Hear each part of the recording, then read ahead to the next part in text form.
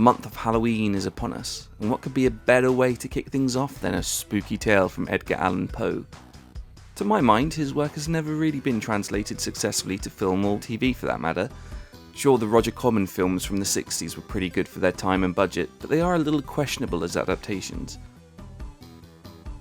The skin-crawling psychological horror missing in those B-movies are in full force with The Dark Eye, a vastly underrated mid-90s adventure by Inscape. For the wild narrative which I'm about to tell, I neither expect nor ask for belief. It would be mad to expect such a thing, in a case where my own senses reject their evidence. Yet I'm not mad, and I surely do not dream. The Dark Eye retells several of Poe's own stories, with a unique wraparound one of its own. And this is a heavily fictionalized account of Poe's own life.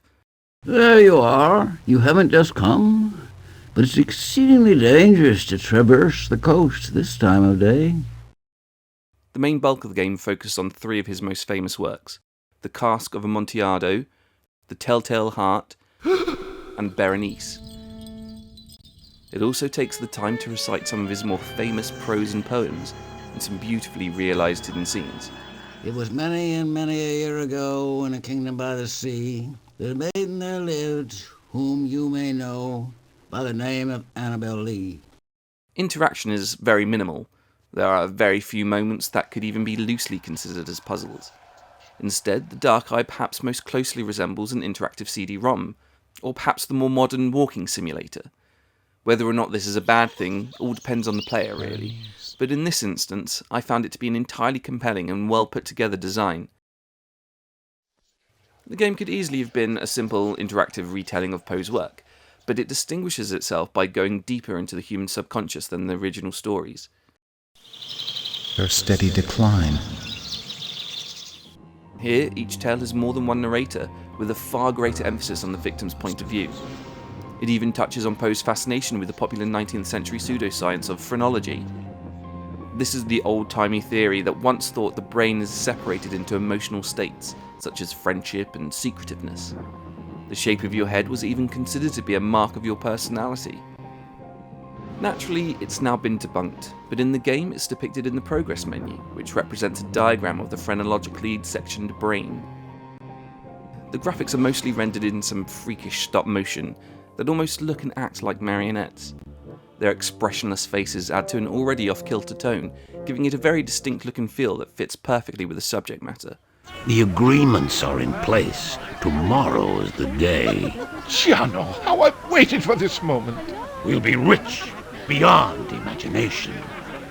The occasional lapse in animation quality, mostly coming from layered QuickTime videos, belie the fact that this came from a relatively small developer in 1995, but it doesn't lose any of its strangeness because of it.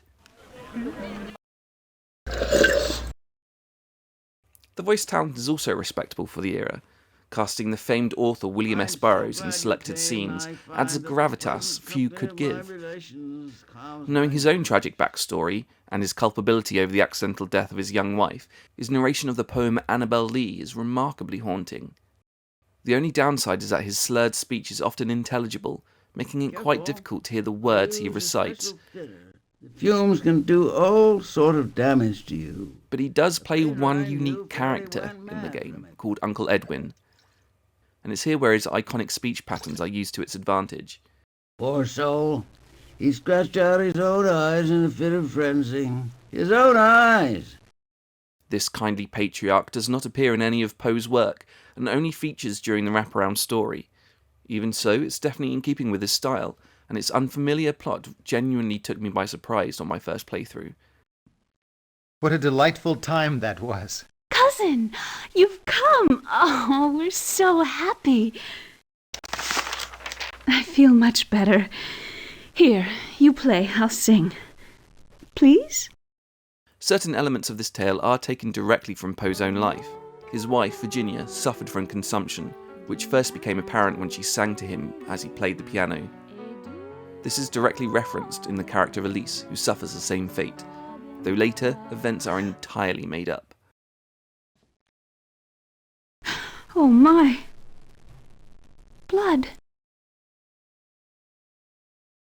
During particularly stressful moments in the wraparound story, the environment will turn blue as if you've entered another dimension. In this state is where you'll access the standalone stories. If you want to play them, you wave your cursor over your blank, expressionless reflection found on a number of places, like a knife's blade or a fish's eye.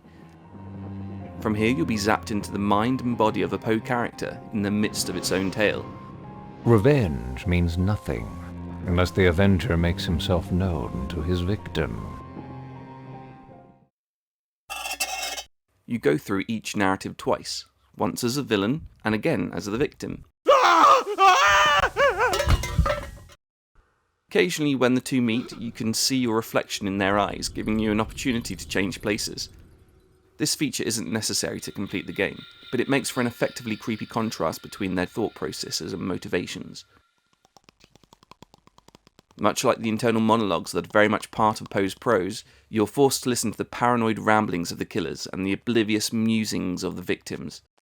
It is only by way of the teeth that I can restore myself to peace and to reason.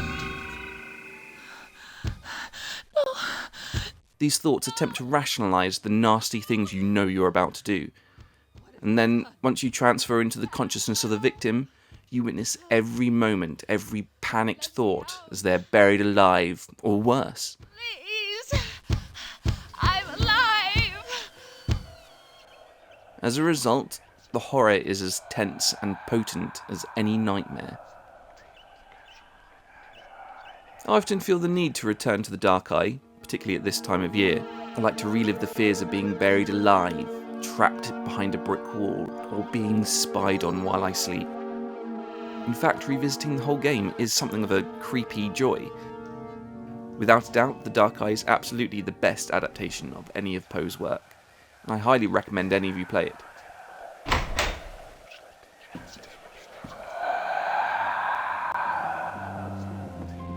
It was many and many a year ago in a kingdom by the sea, that a maiden there lived, whom you may know by the name of Annabel Lee. If you want to dive deeply into the mind of Edgar Allan Poe yourself, you can do so by visiting the collection chamber, link in the description below, and it's there where you find out how to get the game running on Windows 10.